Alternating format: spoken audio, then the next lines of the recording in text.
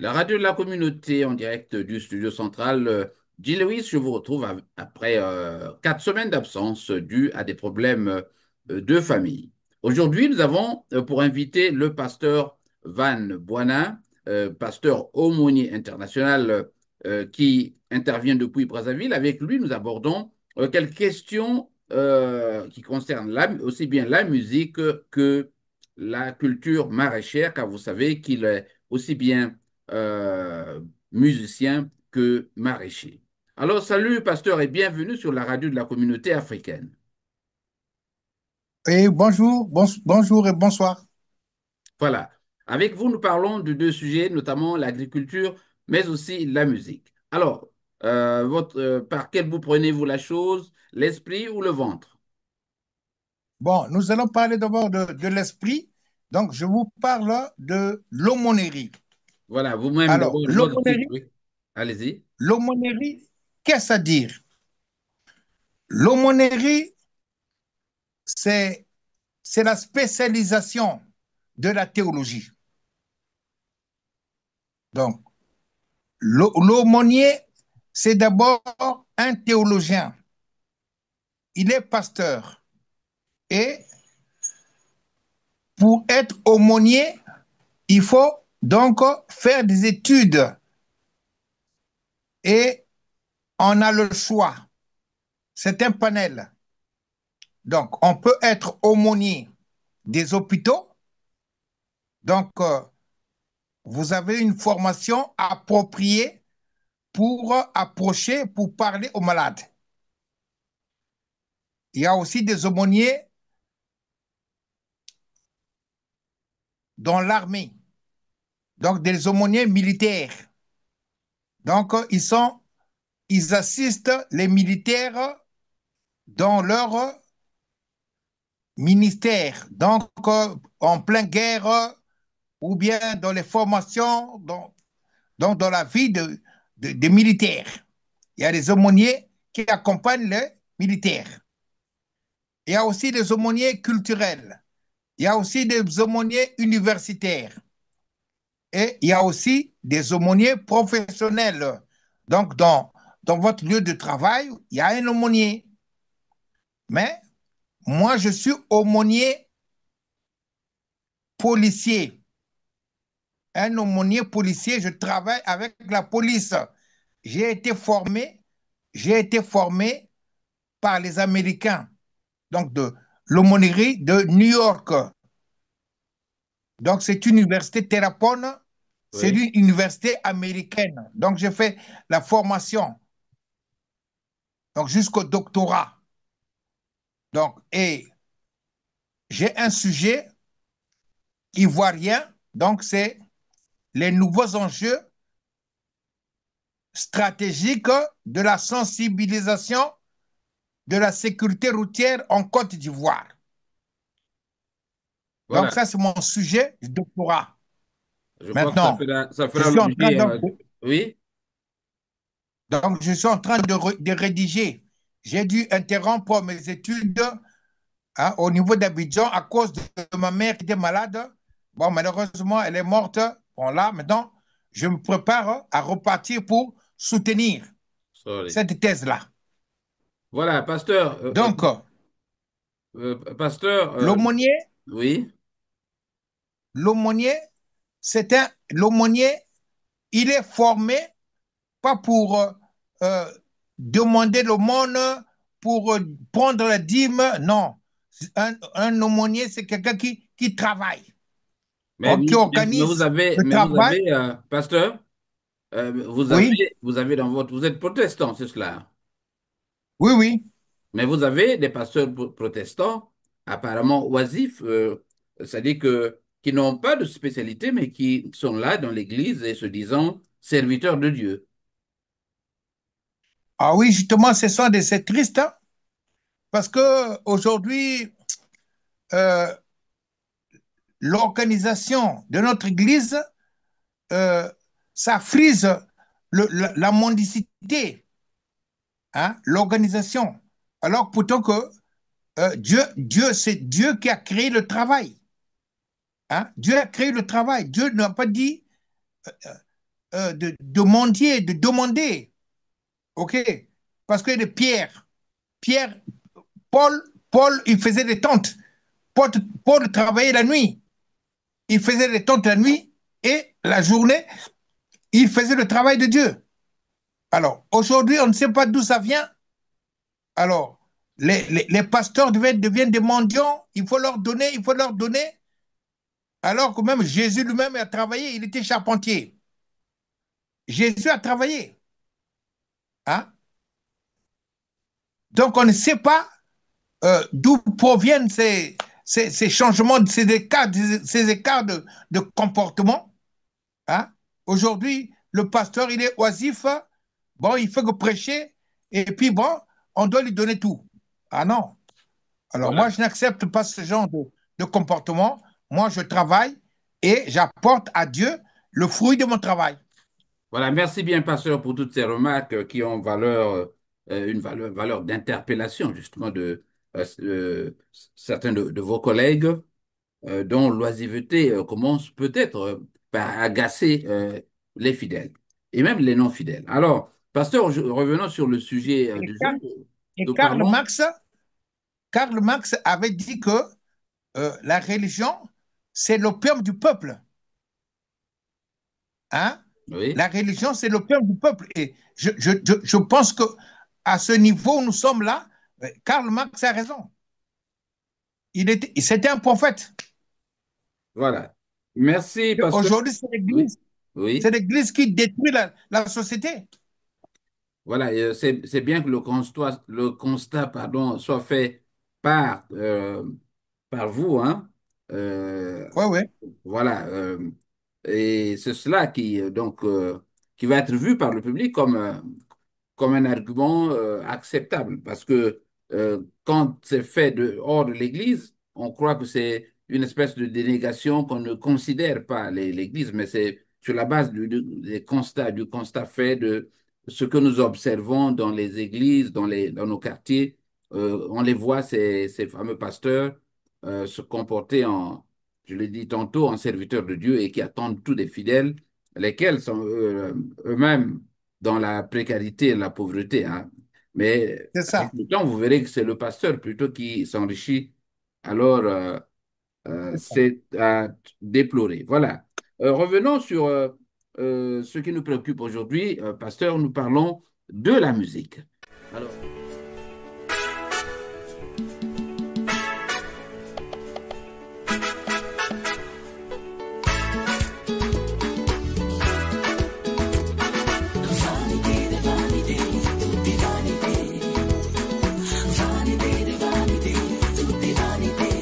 vous êtes musicien, je l'ai dit au début, et on vous attribue des droits d'auteur sur la chanson Yanoé.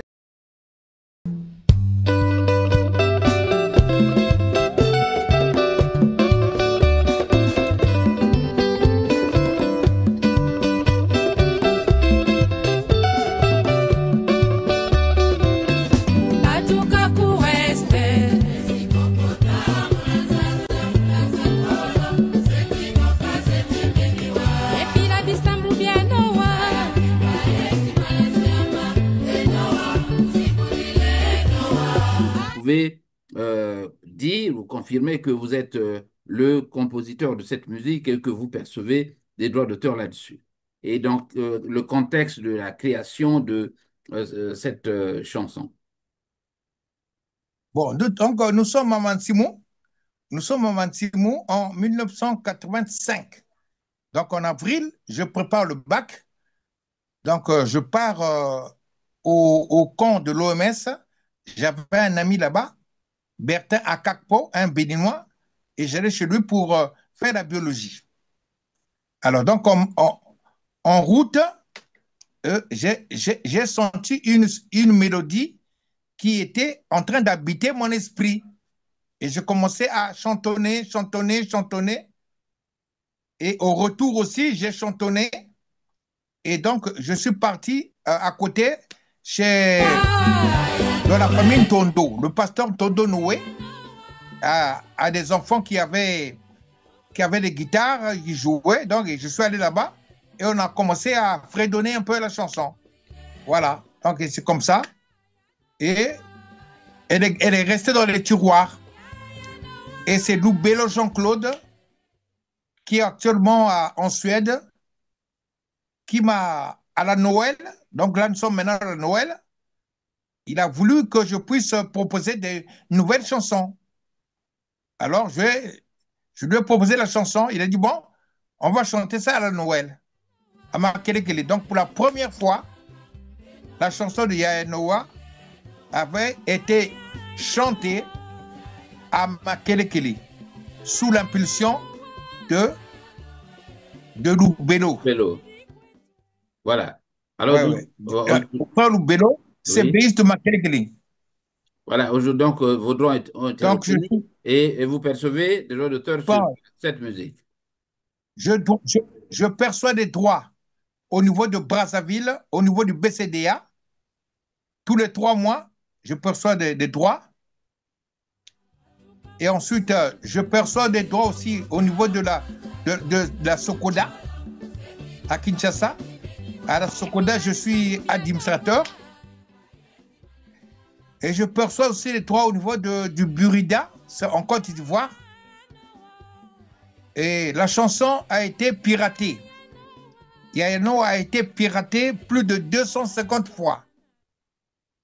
Piraté au Burundi, piraté au Rwanda, piraté au Gabon, euh, piraté au Cameroun, piraté par Pilo au Congo, piraté en Côte d'Ivoire. Les gens ont vendu les CD, vendu des cassettes, fait des clips. Bon, bref, euh, c'est vraiment une chanson qui a été beaucoup aimée et beaucoup appréciée par les Africains. Est-ce qu'on peut trouver cette chanson? Et, et puis, là, nous sommes en procès à Kinshasa parce que un musicien de Feregola a, a galvaudé Yaya Noah. Un musicien de Feregola a galvaudé Yaya Noah. Nous sommes en procès à Kinshasa. Alors, vous demandez qu'est-ce que vous revendiquez? Bah oui, mais la chanson, il a pris la chanson, euh, il a enlevé le texte spirituel et puis il a maintenant chanté euh, ses sentiments. Donc, ça devient une chanson profane. Profane, C'est mondaine. pas normal. Voilà. Oui, oui, Est-ce qu'il a reconnu que le texte actuel était inspiré de bien sûr, notre musique? bien sûr. Je suis membre de ce CODA. Donc, au niveau de Kinshasa, je suis reconnu que je suis le compositeur de la chanson. Alors, donc, vous revendiquez quoi? Un paiement ou un partage de droits? Bien sûr, il y a un dédommagement, oui. Il y a des dommages et intérêts parce que c'est pas normal. C'est une chanson spirituelle. Bon, maintenant, vous changez, vous enlevez le contenu spirituel pour chanter des insanités. C'est pas normal. Alors, nous allons maintenant, merci. Donc, où est-ce qu'on peut trouver Yaya Noah, ce texte, l'original, bien sûr? Où est-ce qu'on peut l'acheter ou Oui, l'écouter? oui, je vais vous l'écrire. Vous aurez le texte original. Non, non, je disais, où est-ce que l'auditeur qui nous suit maintenant peut trouver cette musique? L'écouter ou l'acheter? Bon, euh, nous allons donc, le mois prochain, nous allons mettre dans les plateformes, toutes les plateformes, pour que les gens puissent écouter l'original. Par exemple, sur YouTube, YouTube, oui. voilà. Voilà. Merci donc, pasteur. Nous allons maintenant passer à la nouveauté, notamment Vanité des Non, vanités.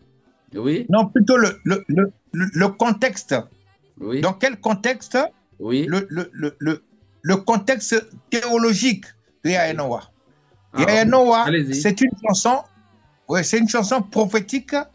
C'est une chanson prophétique et ça relève. C'est le message du temps de la fin. Yaya Noah, c'est un message du temps de la fin. Qu'est-ce à dire, le temps de la fin? le temps de la fin, nous trouvons ces enseignements dans, dans dans Apocalypse.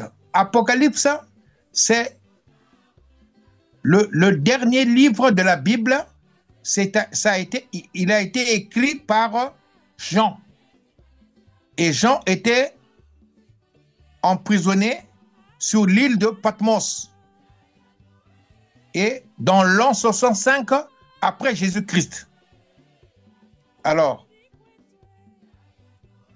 la matière qui étudie le message de fin de temps, c'est l'eschatologie. Alors, dans l'eschatologie,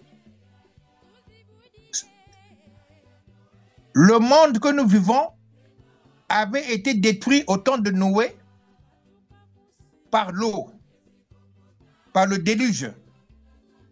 Et maintenant, le retour de Jésus-Christ, c'est le feu qui va détruire le monde.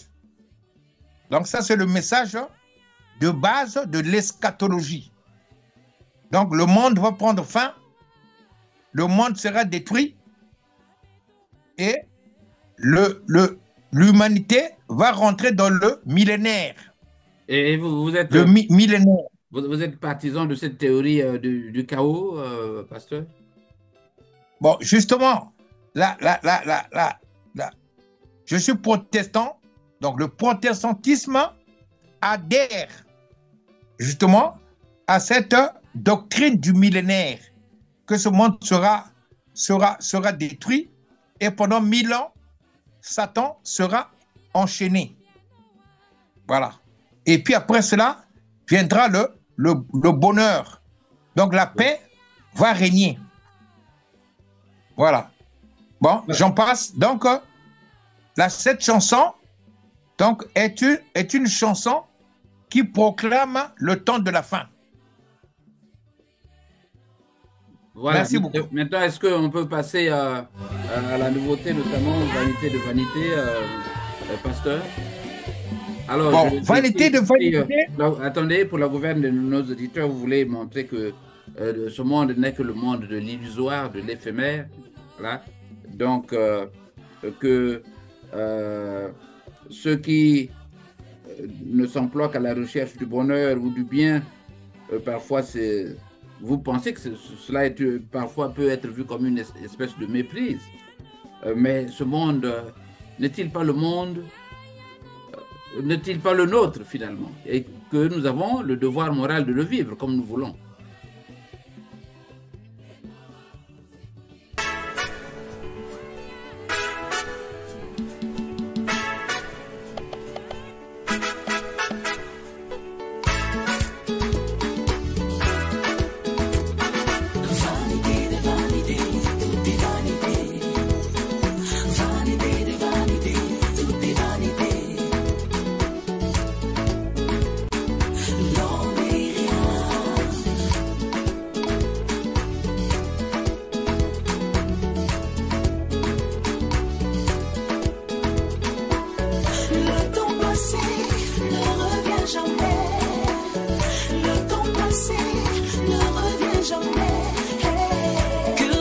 riche ou pauvre, tu vas mourir. Que tu sois riche ou pauvre, tu vas mourir un jour. Vanité, tout est vanité. Vanité de vanité, tout est vanité.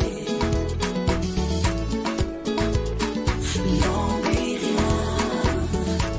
Le monde est méchant. Les gens n'aiment pas les gens. L'homme est méchant. Une fois mort, tu changes de nom. Tu deviens macabé. Tu deviens cadavre. Tu deviens défunt. Ils ont enlevé le prénom que tu portais. Tu t'appelais Serge. Tu t'appelais René. Tu t'appelais Flore. Ils ont tout changé. Tu deviens cadavre. Bon, c'est vrai. Dans cette chanson, j'attire l'attention aux mondains de prendre un recul sur nos habitudes devant la mort.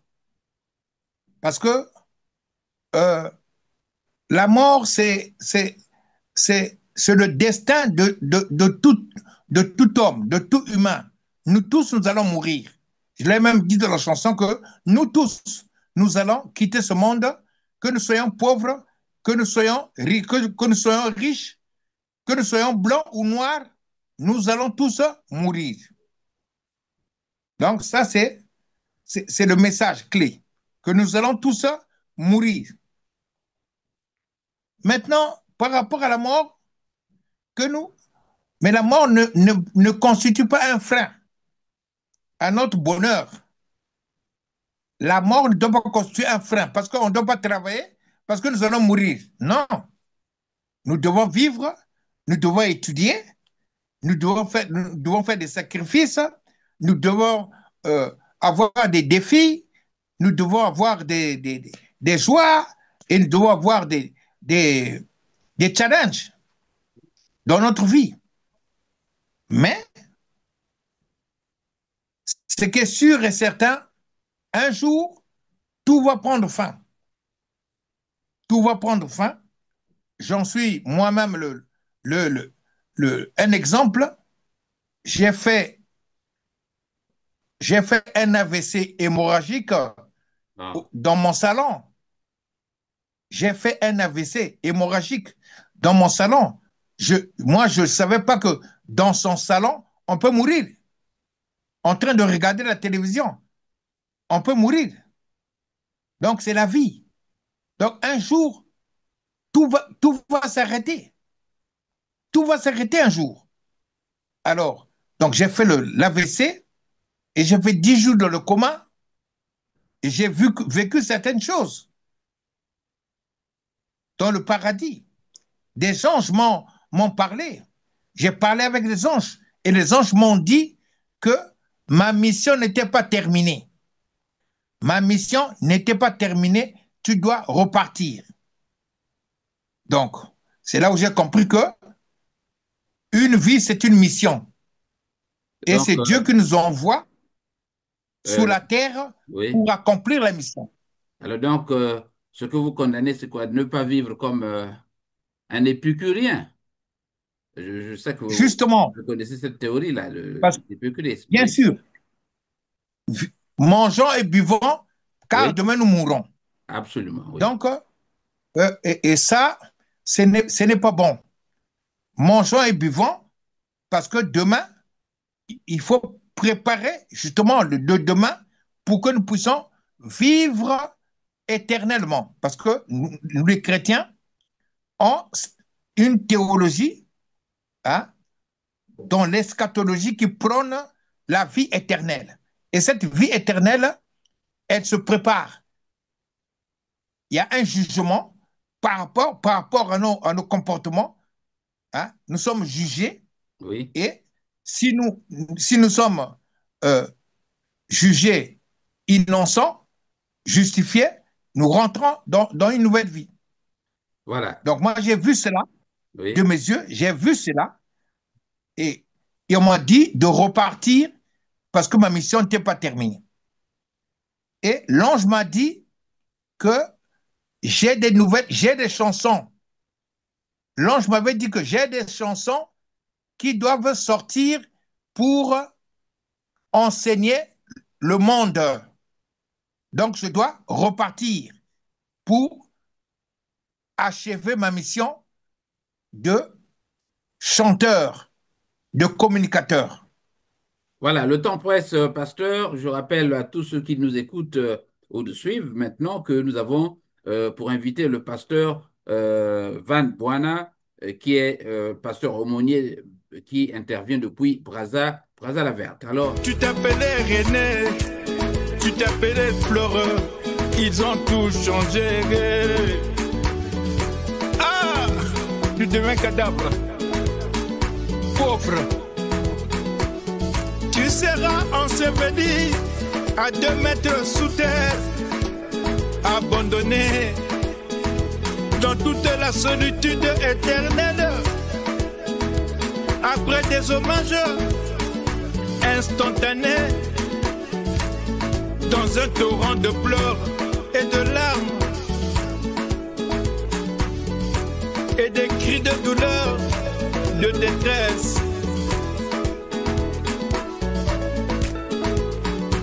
Ils vont aller jeter ton corps dans un cimetière et après cela, ils vont s'empiffrer de poissons, ils vont t'oublier. Ah, c'est vrai. Sur le deuxième aspect de la chanson, vous, vous critiquez, hein, vous relevez que la mort devient en quelque sorte quelque chose de, peut-être pas de vulgaire, mais on en profite pour justement faire de folles dépenses pendant les veillées, les obsèques. Et c'est ce que vous condamnez, car pensez-vous que les Congolais ne privilégient que le cadavre, mais plutôt pas le malade. Justement, j'ai donc compris que notre société fonctionnait un peu à l'envers. Donc, j'ai remarqué que quand quelqu'un est malade, l'Église ne lance pas des cotisations, des quêtes pour sauver la personne qui est malade. Au travail aussi, on ne fait pas des quêtes pour sauver aussi le collègue qui est malade. Dans la famille aussi, on ne fait pas de cotisations pour sauver la personne qui est malade. Mais quand la personne meurt, on lance les collectes, on lance les quêtes et on peut recueillir donc des grosses sommes, des sommes faramineuses. La personne est morte pour 10 000 francs pour l'ordonnance, mais à sa mort, on peut collecter 10 millions, 5 millions. Et la tombe peut coûter 500 000, 300 000. C'est absurde. C'est méchant. J'ai dit, mais pourquoi ne pas... Ceci ne va-t-il pas de pair avec, avec la société, laquelle je vois elle est stratifiée avec des riches, des pauvres et autres, ces clivages? Oui, oui, qu'on soit riche ou pauvre, C'est-à-dire, il y a mais on peut VIP renverser à la côté et tendance. puis les pauvres VIP. Oui, bien sûr. Il y a des cimetières de riches, Oui. il y a des cimetières de pauvres, il y a des cercueils de riches, il y a des veillées des pauvres, il y a des veillées des riches. Ça devient un business. Il y a des corbillards même, des corbillards VIP. C'est terrible. Il y a des corbillards VIP. Hmm. Oui. Mais où va le monde? Où va le monde? Hein?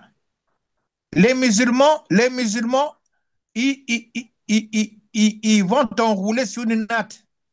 On te met sur une natte, que tu sois président, que tu sois riche, que tu sois pauvre. C'est la natte. On te met sur la natte et puis on t'enterre. On ne met pas de carreaux, c'est comme ça, là. On fait le trou, on t'enterre. Je trouve que les frères musulmans, ils sont dans la bonne voie. Ils sont dans la bonne logique. Hein? Les veuves, quand la veuve est restée, la veuve est abandonnée et puis on vous jette dehors avec les enfants. Et les enfants qui étaient à l'école, et beaucoup ont cessé d'aller à l'école parce que par manque de soutien. Oui, Il y a toujours eu notre des société est malade. problèmes. Pasteur, est-ce qu'on relève, ça c'est une question de curiosité, hein, à ce jour, à Brazzaville, des problèmes de succession, parce que j'ai appris que au niveau du tribunal, quand même, il y a un effort qui se fait pour régler ces problèmes, notamment éviter qu'il y ait de Oui, il y a litiges un, après. oui, oui, oui, il y a un effort qui se fait, mais c'est un coup d'épée dans l'eau, parce que la Oui, majorité de nos familles, ils ne s'occupent pas de la loi. Ils ne connaissent pas la loi. C'est ça le problème. Les gens ne connaissent pas la loi. Ils ne savent pas. Ce sont des illettrés. Ils ne savent pas qu'est-ce qu'il faut faire. Donc, il faut faire des campagnes, justement, des campagnes sur le droit. Hein. Le tribunal doit faire, l'État doit faire des campagnes dans les églises, dans les marchés, que qu'il y a la succession, il y a la loi existe, voilà ce qu'on peut faire, voilà ce qu'on peut, dont on peut bénéficier, comment contacter un avocat, bon, voilà. Mais les gens ne le savent pas.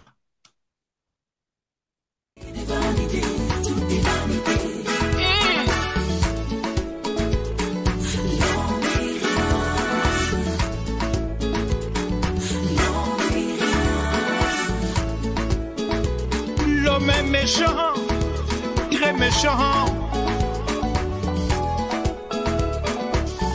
Dans ton cercueil, tu es seul. Personne ne va dire comme il aimait la boisson. Mettez une bouteille de bière pour qu'il boive en route. Même pas une cigarette. Personne ne va dire mettez la voiture dans le cercueil. Mettez-la par. Voilà, c'est ça. Donc, la société est malade. Voilà, La société société malade. est malade. Il faut donc Et la les soigner. orphelins, oui, il faut la soigner. Donc, Il faut la soigner les artistes, les artistes ont un rôle justement de soigner la société. Ça, c'est le rôle des artistes, des chantres, qu'ils soient chrétiens ou païens. Voilà, ça, ce sont des sujets importants à, à proclamer dans les chansons. Donc, cette chanson, je sais que cette chanson, elle bouscule les gens, hein, et c'est la vérité que je chantais, je n'ai rien inventé, c'est ce que l'on voit que je chante, c'est ce que l'on vit. Ça, c'est le vécu quotidien. Voilà, avant de passer au deuxième sujet, notamment sur la culture maraîchère, là, est-ce qu'on peut maintenant faire une différence entre la musique que vous appelez religieuse et la musique du monde, celle des bars et autres? Parce qu'on voit que le rythme actuel, à mon avis, ce sont maintenant les paroles qui font la différence. Est-ce que vous percevez une distinction nette aujourd'hui entre ce qui se joue dans les orchestres réguliers et ce que vous faites dans les églises ou les paroisses? La musique, c'est la musique. OK? Oui? Il n'y a pas un dos des chrétiens ou il y a un dos Un des fa ou païens. un Non. sol, oui? Un fa, non, non, non. La musique, c'est la musique et les accords sont des accords, c'est pour tout. La musique est universelle. Elle n'est pas sectaire.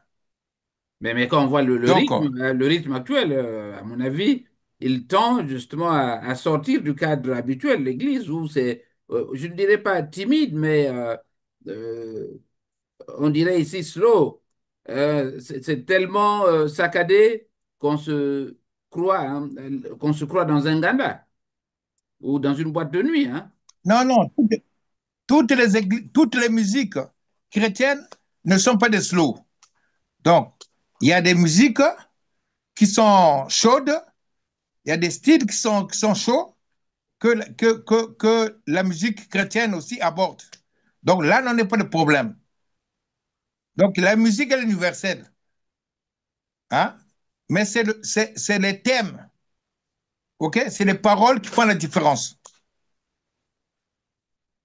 OK. Voilà. Merci, pasteur, pour cette nuance. Nous